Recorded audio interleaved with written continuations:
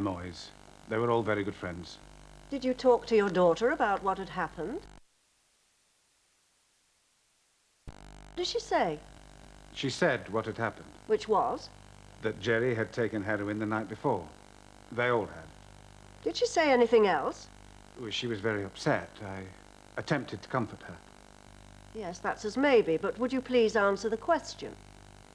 She said, "Daddy is going to be all right, isn't he?" She was crying. Did the defendant say anything else, Dr. Dixon?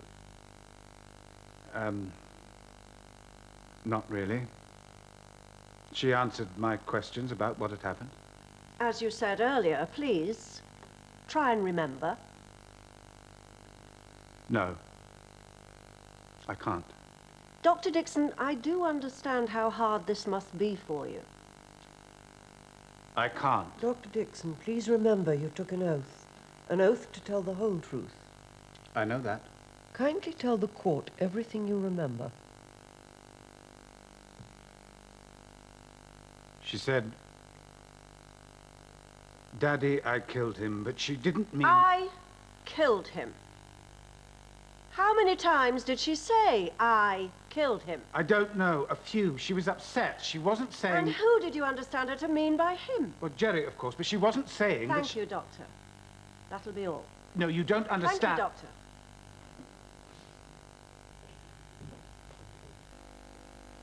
Dr. Dixon, what sort of a girl is Sarah? She's a lovely girl. Very caring. She did volunteer work at the local hospice. When this happened, she was about to start medical school. And her friendship with Jerry, how would you describe that? Brilliant. They were very close. Sarah and Jerry knew one another since nursery school. They were like brother and sister. This phrase, "I killed him," have you ever heard anyone else use anything similar?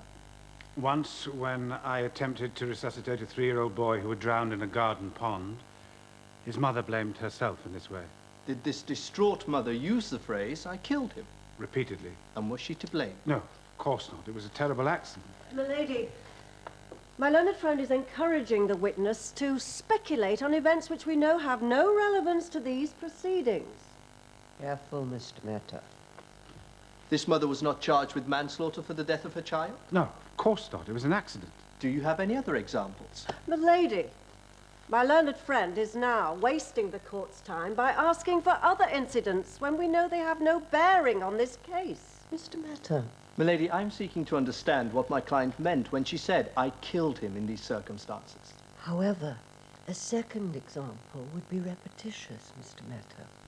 Thank you, milady. Dr. Dixon, in your view, Sarah, distraught at being unable to wake her friend, who she loved like a brother, and doubtless in a state of shock. Oh, milady, I must protest. Now counsel is giving a medical opinion. In my opinion, as a doctor, Sarah, at that point, was in a state of shock. Sarah used the phrase, "I killed him," in what is quite a normal way in tragic circumstances like this? Exactly. It was not an admission of guilt.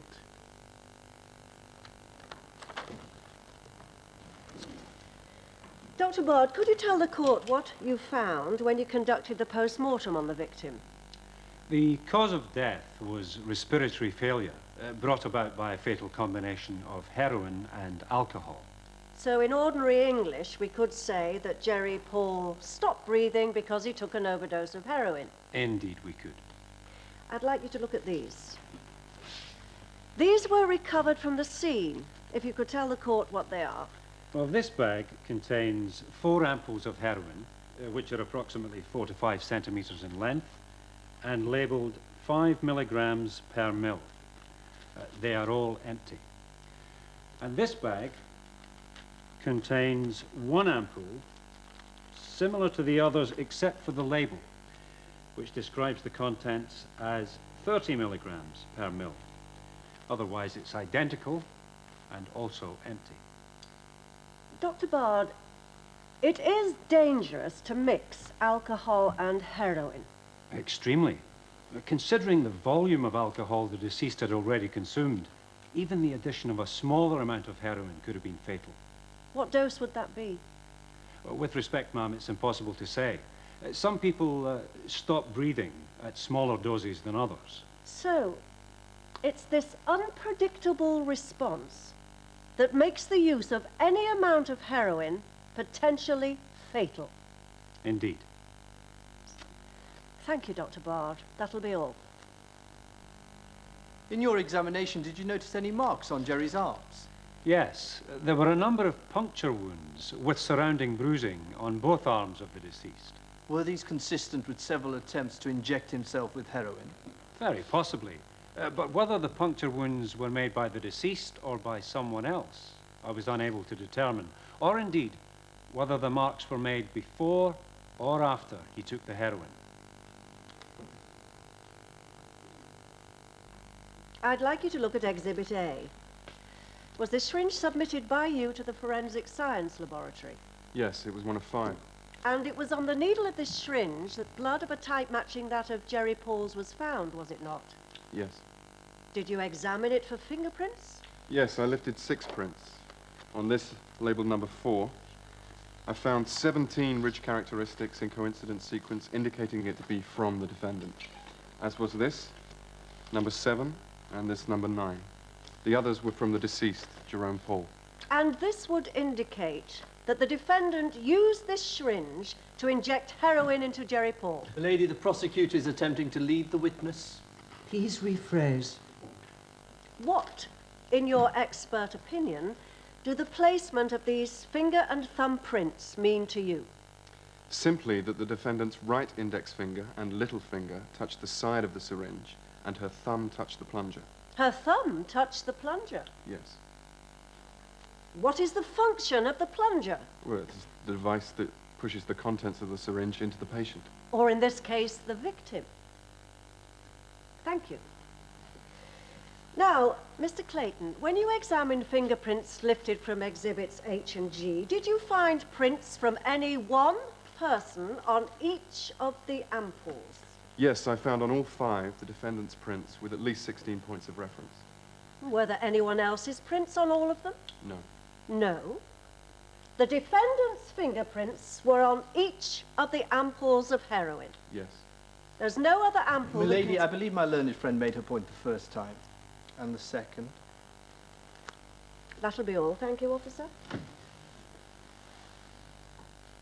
The fact that Sarah's fingerprints are on the ampoule could mean she touched them for any number of reasons, could it not? Indeed. And the syringe. Perhaps she picked it up because she was curious. Perhaps. Or perhaps she wanted to demonstrate how it worked like this. Possibly. Or after it had been used, she picked it up to prevent accidental injury. It's possible, but again, I wouldn't know. Exactly. There is nothing in this mountain of evidence to prove Sarah injected anyone with any syringes. Miss Moyes, away from home, where did you and your friends usually meet? My parents' weekend cottage was our favourite place. No parents around to hassle us. We went there so we could do what we liked for 48 hours. And this was something you did regularly? Just special occasions. Which was what on this occasion? We just got our A-level results, and yes, we'd all passed. Jerry was going to music college, Sarah was going to medical school, Eden was going to do a year's voluntary work in China. I'm at Oxford. It was to be our last weekend together before we all left home. We all pitched in £60 each for everything and drove up there in Jerry's car on Friday. £60. There were 5 of you. That's a total of £300. Seems like plenty for a weekend in the country. What did you buy? Black Forest Gatto, lemon cheesecake, frozen fries, ketchup, Just a bird general list will do. Okay. Food, petrol, drink, and a few drugs. Could you be specific about the alcohol and the drugs? Beer, Krona. Wine, Australian Chardonnay and Pinot Noir, rum, Old Jamaica, vodka Stolly. And, okay, we got some grass. I don't know, coke, a few smokes. You mean cigarettes? Not precisely. You know, joints. Maybe a little heroin made up to be smoked. No heroin in ampoules? That was a surprise. A surprise? You mean you didn't know beforehand there was to be heroin? No, we like to have surprises, a bit of a treat, you know. What had been past surprises? Well, acid was one. That's ecstasy. We had that a few times because Jerry and especially Eden liked it. Who supplied the grass, the coke, the smokes, the heroin? Dr. Dixon as usual. Dr. Dixon? That was what we called Sarah because she brought the drugs and she was going to be a doctor. Miss Moyes, could you please tell the court how the defendant supplied you and your friends with drugs? Sarah had a part-time job in a pub. She could get anything from Tanya, a girl she knew who hung out there. So the defendant supplied the illegal drugs that you and your friends used. Like I said, we called her Dr. Dixon. She prescribed our medication. And on that particular evening, the evening of September the 7th, 1997, did the defendant supply the drugs then? Didn't I just say? Miss Moyes, please restrict yourself to answering, not asking the questions put in this court. Yes, then. Please tell the court what happened on the evening of September the 7th last year. Well, we got up to the cottage on Friday, the night before, and sort of blazed about. Then the Saturday, we did some grass, drank a bit. Jerry and Eden lit a fire and we roasted marshmallows. When I woke up from the sofa where I crashed and... What time would that be? About 9? Yes. Eden was asking Sarah if it was time for the surprise, but she wasn't saying where it was. Then Jerry found it in Sarah's stuff. What was your reaction to discovering that heroin was on the menu? It was our philosophy to try everything. What sort of philosophy was that, Miss Moyes? Look at the world. You have to medicate to contemplate it. Polluted, dangerous, unfair, it's a mess. And yet everyone acts like there's nothing to worry about. We needed to take drugs.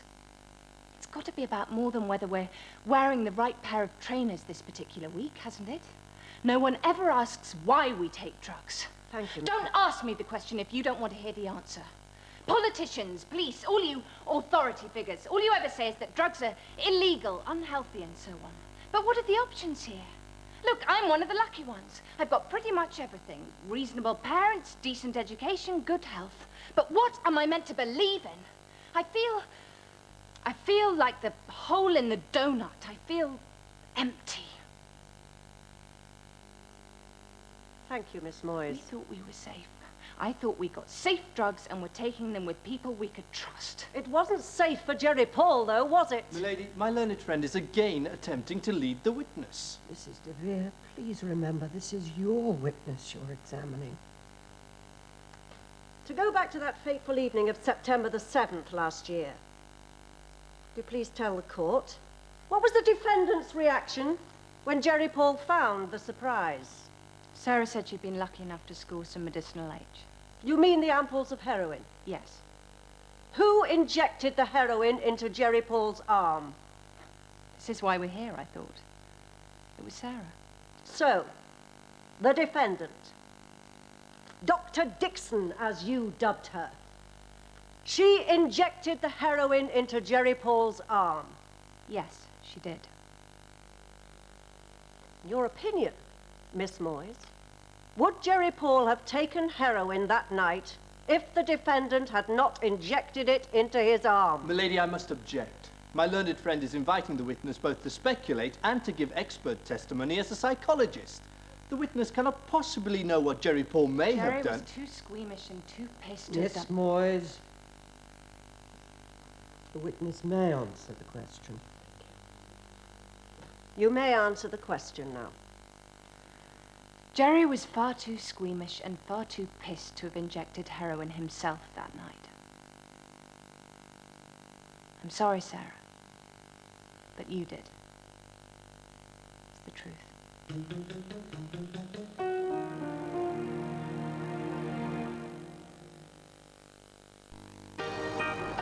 When you've been hard at it all day, gang, what better than to unwind? And stretch those muscles. McVitie's Go Ahead. Caramel crisp bars, smothered with chocolate, yet 85% fat-free. And 100%... They're rich, smooth and tasty. Just like me. So go ahead, people. Make your day. Remember, Kellogg's are giving away cars in boxes of cornflakes. Don't miss the Kellogg's Cornflakes 100th Birthday Bonanza. Yes, it's a good day. Fresh complexion, revitalized skin. It's got to be Synergy C. New Synergy C Daily Moisturising Cream with Vitamin C from Laboratoire Garnier. Synergy C has a light, non-greasy texture. Your skin is moisturised, feels fresh, and full of vitality. New Synergy C with Vitamin C, formulated and controlled by Laboratoire Garnier. Synergy, for healthy-looking skin. With the free scratch card and tokens available from tomorrow with the Express, you could win up to £100,000 or even become a Millennium Millionaire. And because every scratch card returned raises money for children's hospital equipment, every one is a guaranteed winner.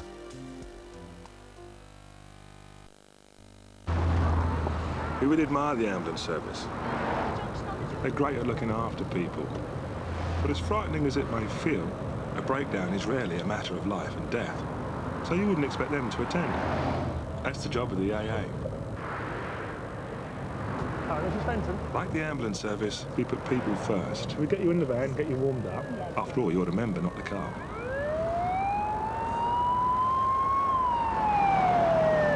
We're just a bit quieter than them. Want to get in the van? The AA. To our members, we're the 4th emergency service. Join now. Call 0800 444 999. Throughout history, evolution has always favored the stronger, the smarter, the leaner, and more efficient.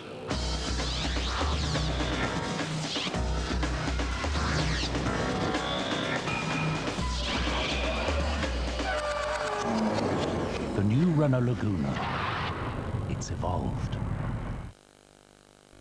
Country Colours from Schwarzkopf, a new long-lasting tone-on-tone colorant with natural beeswax and strengthening wheat protein for vibrant color that also covers grey hair. Country Colours, exciting colors, healthy-looking hair from Schwarzkopf.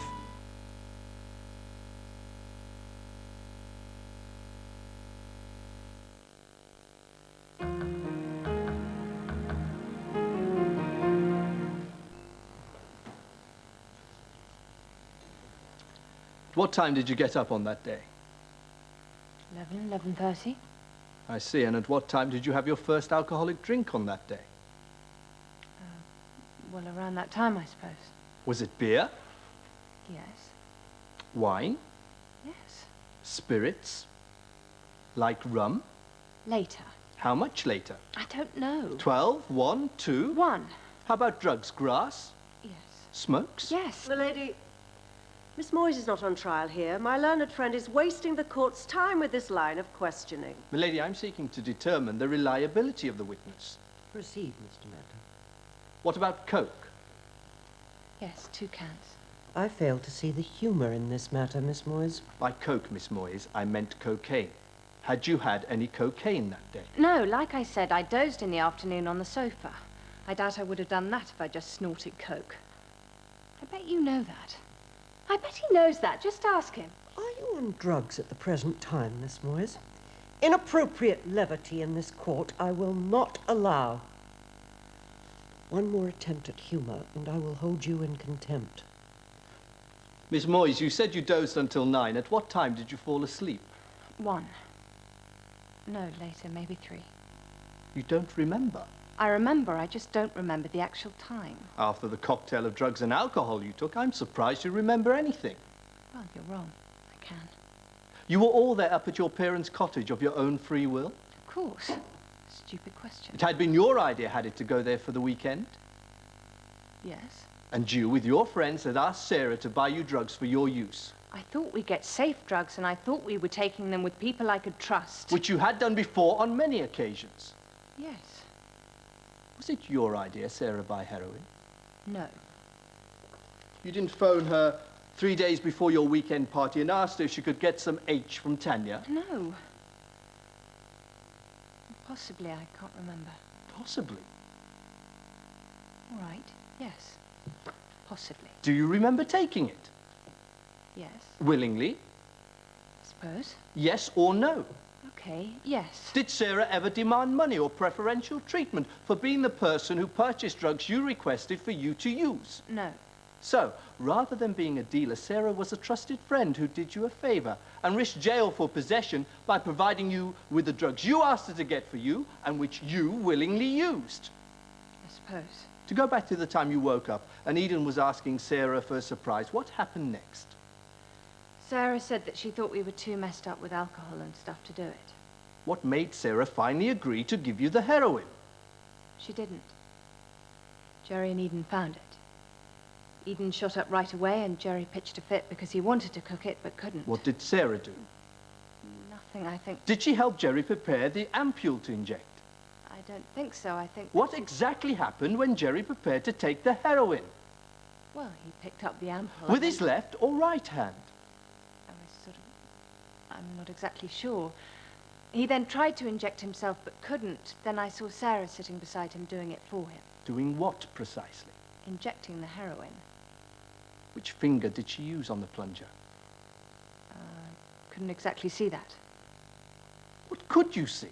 Well, Sarah was between me and him. In your previous testimony, you said Sarah injected the heroin into Jerry. Yes, well, Sarah was sitting beside Jerry and she was holding the syringe when he finished. And she could have just taken the syringe from him after he'd finished, could she not?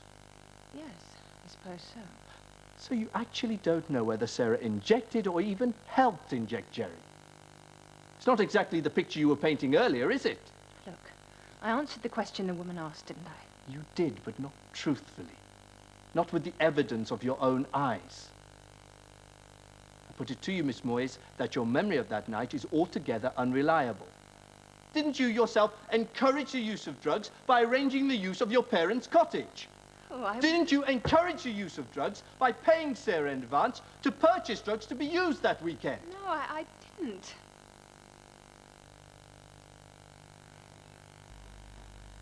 What sort of boy was Jerry, Mrs. Paul? Jerry. Well, everybody loved Jerry. He may not have been the best student in school, but he was the sweetest, funniest, loveliest son a mother could have. He played the flute and the clarinet beautifully. To your knowledge, Mrs. Paul, had Jerry ever taken drugs before the weekend of September the 7th last year? No. No, absolutely not. So when he said he was going away with friends for the weekend, you weren't concerned? Concerned? But yes. But look, I'm not an idiot. He was 18. And I know kids have to experiment. They have to try what's out there. And so when I said, don't do anything silly, he just said, oh, Mum, in that way he had. I never thought for a moment that they could be taking drugs. I just really meant don't drink too much. And what if I had suspected? But you can't keep them at home, can you? You just hope they find a decent set of friends. And we thought he had. We knew everyone who was going to be there. We'd known them for years. We had no idea they knew how to get drugs. Of all people, how could we have known one of his best friends, who we thought his friend, a drug dealer? How did we know she was going to inject heroin? She was going to inject him with that stuff. Mrs. Paul, would you like to rest? How could you? Milady, I must protest. Much as I sympathize with Mrs. Paul's sad loss, this is not testimony, this is speech-making. You killed him. Jerry loved you to pieces, Sarah. He trusted you. You learned to swim together, don't you remember? Mrs. Paul, I must ask you to respect this court. He had his whole life before him. He had everything going for him. But you're a pusher. You're nothing but a pusher. Mrs. Paul. Thank you, Mrs. Paul. Thank you. That's all. The court will adjourn until 2:15. All rise.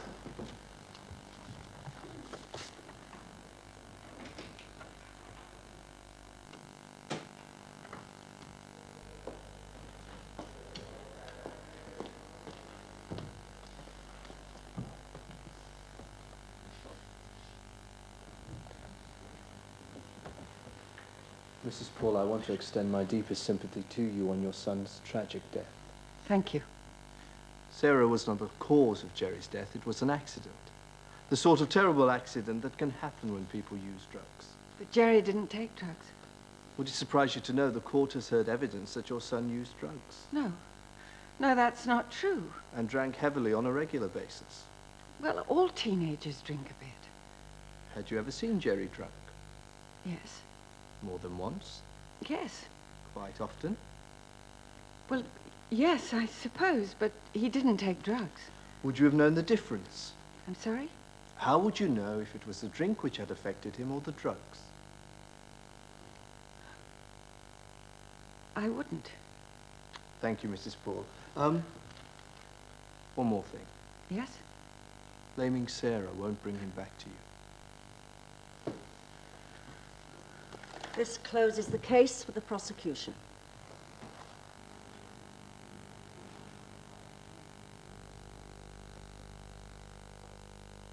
Sarah, you've heard the evidence against you. Did you buy the drugs for your friends? Yes, I did. Why? Why? For example, did you do it to make money? No. Perhaps you're an addict and wanted to push your friends into using drugs. No. Was it because you were unhappy? Were you unhappy? I'd been under some stress studying for my exams.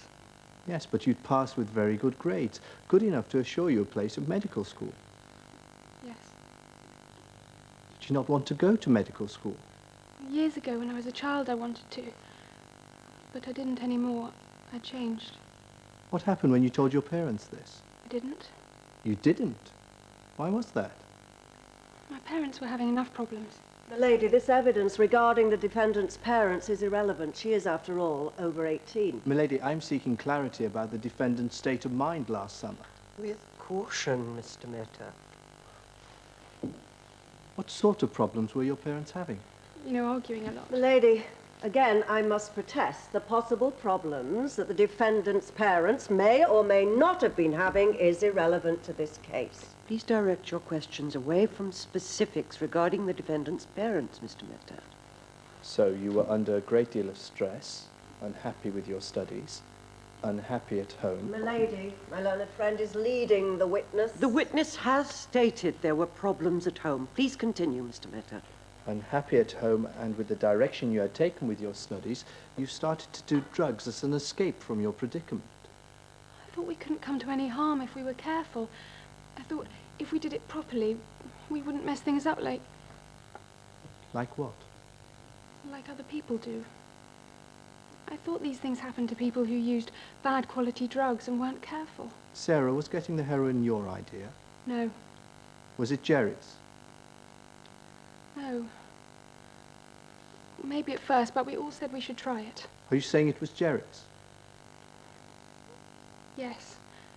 But Charlie called to remind me, like you said. So it wasn't a surprise? The surprise was whether I'd managed to get it or not.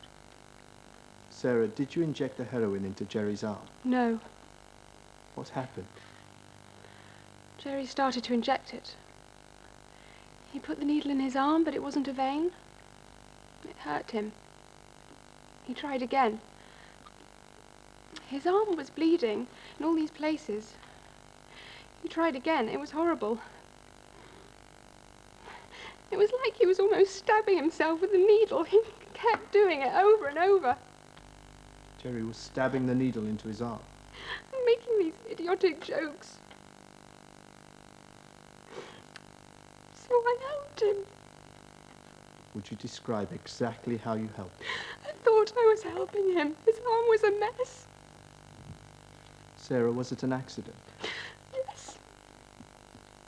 But I killed him. By accident? Did you have any idea that what you were doing could hurt him? No. Sarah, how exactly did you help him? I showed him where the vein was. And I guided his hand. Did you operate the syringe? No. Jerry did that. Then he handed it to me to put away. So you touched the syringe after Jerry injected himself? Yes. That'll be all. Thank you, Sarah. I've been wondering, Miss Dixon, where you obtained medicinal heroin.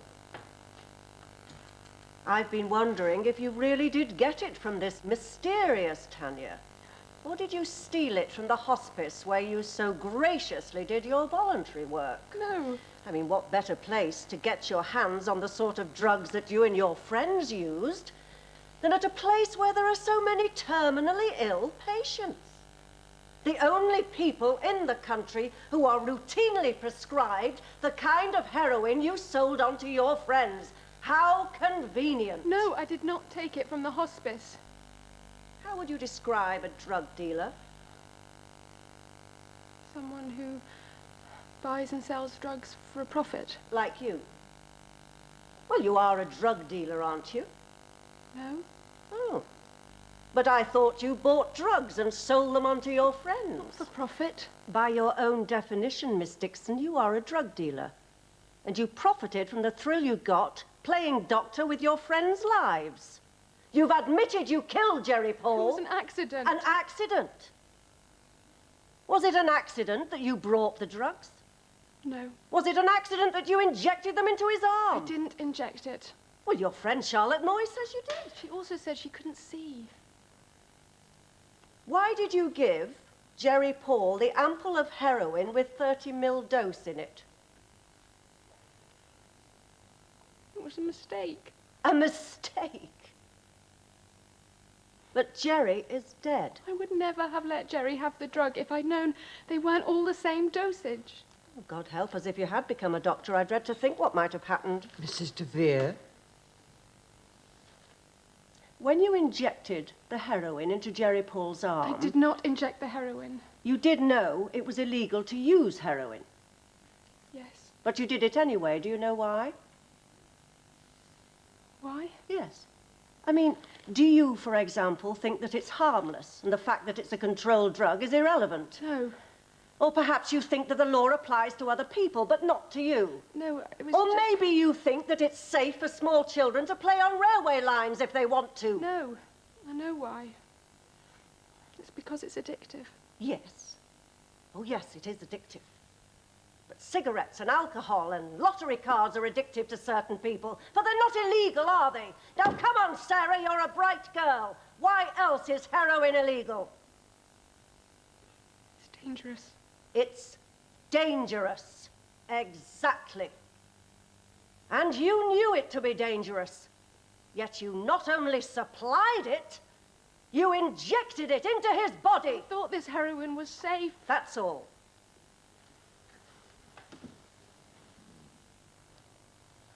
Jerry found the ampoules and asked Sarah if it was Skag. He'd been looking for powder, not ampoules. But Sarah said what she'd got was better because it was pure. What was Charlie doing during the conversation? Charlie was crashed. But Jerry woke her up looking for the H, so she did some and crashed again. Did Jerry have any difficulty in injecting himself with heroin? You have to have known Jerry. He was really squeamish, but funny with it. He hated needles. He kept closing his eyes at the wrong time and stabbing himself. Did Sarah help him? Jerry said he'd bleed to death if she didn't. Did she push the plunger? I don't know. I wasn't looking. Do you think it was Sarah's intention to harm Jerry in any way? No way. Not in a million years. Look at her. Sarah is one of the nicest people I know. I take it, Miss Barlow, that if Jerry had been standing on the top of a very high cliff, hesitating, unable to throw himself off, you would see a shove from the defendant as an act of friendship. What? No. No? Oh. But what's the difference in injecting or indeed helping to inject someone with a drug you know to be dangerous and helping somebody off a cliff you know to be high? Now, Miss Barlow, why did you call the defendant Dr. Dixon? She wanted to be a doctor. Not because you could get a prescription from her in the form of illegal drugs. That was a joke. Sarah did take care of us. Like I said, she's a very caring person. Is she? She's really caring. This person you call really caring, Miss Barlow, is an admitted drug dealer on trial here for the manslaughter of a young man. Hardly the actions of a social worker in my view. She wouldn't let us take risks with Street H like Tanya had. Let me get this right. Are you saying that she didn't get the drugs from Tanya? Only hash, grass and E, stuff like that, not the other stuff. You mean the ampoules of heroin? Do you know where she got them from? Yes. Please tell the court. No, I can't. No, really, I'm sorry. I am afraid, Miss Barlow, you are required by law to tell the entire truth. I'd like to tell you, but I promised. The oath you took in this court has more power than any promise made. Sarah, I have to say, you have to know. It's the right thing to do. It was me who started it, calling her Dr. Dixon. See, I knew she got the drugs from her dad. I beg your pardon? She got the drugs from Matthew, her dad. She told me. In fact, she showed me once where he kept his stash. These are very serious accusations you're making. She told me she saw him inject distilled water once into a patient at the hospice and keep the heroin for himself. I applied to recall Dr. Matthew Dixon.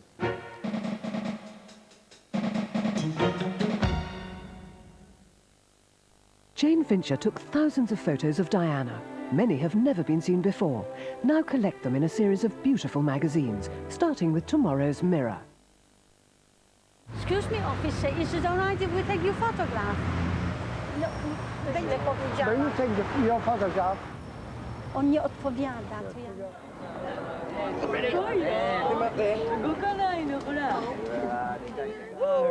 Yeah, he's gonna laugh. Honey, come on. Good girl.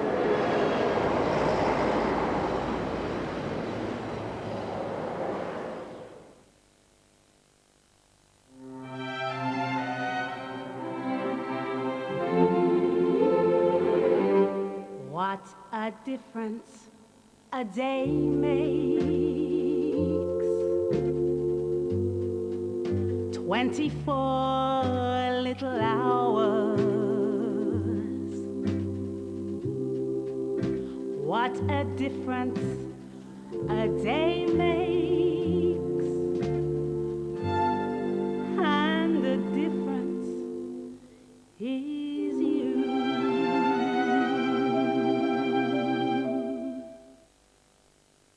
In a recent poll, Sainsbury's shoppers were asked to vote for the things they'd like to see more of in Sainsbury's. Top of the poll, more organic products. Well, what happened? Organic lines up to 118. That's a 100% swing. Next, shoppers wanted more lower fat items. Over 40 added. More vegetarian frozen meals, an increase of 40%. The significant thing is, you voted, they listened. Yes, Mrs. Clark, they did get your organic bananas. Discover a colorant that really cares for your hair. New Movida from Laboratoire Garnier. A tone-on-tone cream colorant with conditioning karité. The pleasure of a light fruit fragrance without ammonia. Movida. It gently blends away grey hair. Movida. Enjoy rich, natural-looking colors with vibrant tones. New Movida. Care in color, formulated and controlled by Laboratoire Garnier. Michelin's aim has always been to make the best tyre in the world. A tyre that's safer and performs even better than before. So all of us can get around much more easily. This year, the Michelin Man is 100 years young. Michelin, the more we progress, the further you go. It's time. Who cut out the middleman to offer PCs at low, low prices. Choose one now like this time 400 exec PC with Intel Pentium 2 processor. And don't pay a penny until August 1999 with our no deposit interest-free option. Time, we're on your side.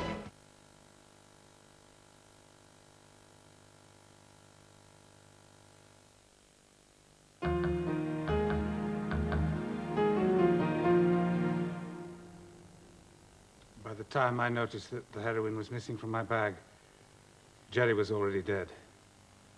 I saw no point in adding an accusation of theft to Sarah's troubles. Do you consider it good medical practice to leave Class A drugs around the house? No. No, of course not. I'd forgotten I had it. I had taken it from one of my more elderly patients who I thought was in danger of overdosing. So you would have written a report about it? No, no, I didn't write a report. I didn't want to betray the confidentiality of a patient. On April 4th of last year, you were on call when a patient, a Mrs. Woolley, went into labour. You were able to get to her house, but 2 hours later, the midwife had to call one of your colleagues to attend the actual birth because you were unable to be roused. On February the 23rd, 27th, 28th, several days in March, and throughout the previous autumn, your fellow doctors at your practice had to fill in for you when you were unable to be roused from home to attend your patients. Is this true? Certainly not. I should warn you, I have sworn statements from your fellow doctors to this effect. It's true that I had been very tired. Is it not true that Dr. Lake from your practice confronted you of his suspicion that you were using heroin and possibly other prescription drugs? What do you have to say? Your colleague's cover-up allowed you to continue to use these drugs, including heroin, illegally. What do you have to say? I put it to you, Dr. Dixon, that you are no better than any other addict who is willing to use and exploit people, including your own daughter, to get what you want, to get your fix. It couldn't possibly have helped Sarah if I'd said it was my heroin that had been used. No, Dr. Dixon, I disagree. The reason you didn't say it was your heroin that had killed Jerry is because if you had admitted your part in this, you would have had to face up to having an addiction. You didn't say anything because you didn't want to lose access to drugs. I can't stop. I've tried, but I can't. I'm sorry, Sarah. I didn't mean to hurt you. You don't know what it's like. Day after day.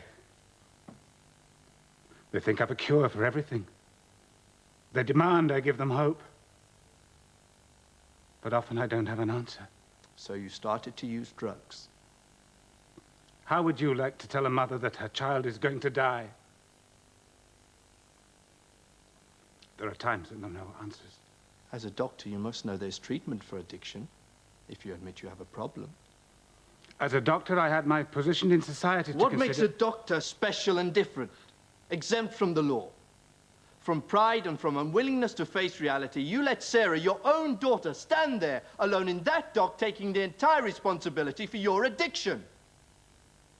In my view, your actions are worse than other addicts more disadvantaged in society. Not only been a danger to your patients, you have been a fatal example to your daughter.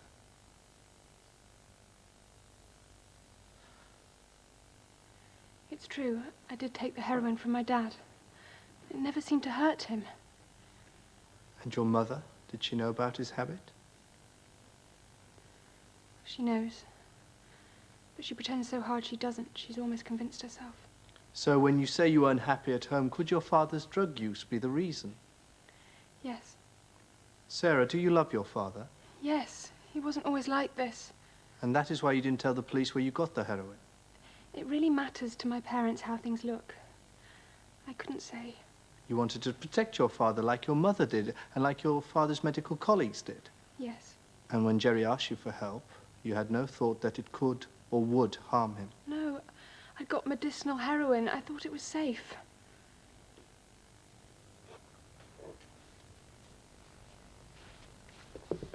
I should remind the ladies and gentlemen of the jury that Dr. Matthew Dixon, the real Dr. Dixon, is not on trial here today. The matter of whether he has or has not committed offences are for consideration by the police, the British Medical Association and the Crown. The fact of whether or not the defendant's father unwittingly supplied the drug which killed Jerry Paul does not alter the fact that this defendant unlawfully caused his death by injecting heroin into Jerry Paul, which resulted in his death.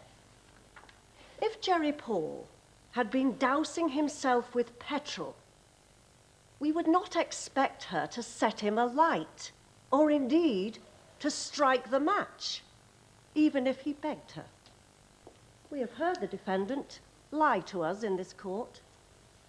We know now how she also lied about her father's involvement. It seems to me she lies very well, but she has never deceived me. Don't let her deceive you.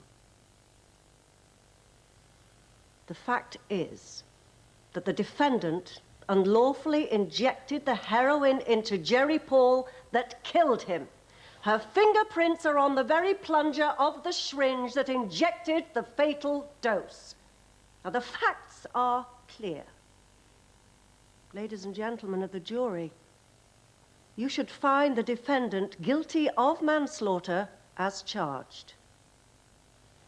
Thank you.